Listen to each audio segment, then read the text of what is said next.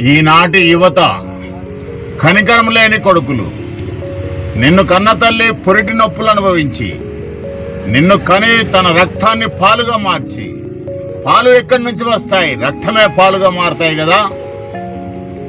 ఆ పాలు నీకు ఏడాది పాటు, కొందరికైతే 2 సంవత్సరాలు ఇచ్చి, నీకు చందమామను చూపించి గోరుముద్దలు తినిపించి, నీకు నడవడం నేర్పించి, మాట్లాడడం నేర్పించి, ఆ తల్లి నీకు ఉయ్యాలలాగా మారిపోయి నిన్ను భుజాలపై ఎత్తుకొని, చంకనెత్తుకొని, రొమ్ము మీద నిద్రపుచ్చి, నిన్ను చదివించి పెద్దచేసి తన జీవితాన్ని దారపోస్తే, పెరిగిన తర్వాత నీవు చెడు అలవాట్లకు బానిసై లవ్ అని, తాగుడని, దోస్తానని విచ్చలవిడిగా తిరుగుతూ అసహ్యమైన పనులు చేస్తూ తండ్రిని తల్లిని కొడుతూ తిడుతూ వారి ఆస్తులు అమ్మించి దుబారా ఖర్చులు చేసి వారిని రోడ్లపైకి తీసుకొస్తున్నావే.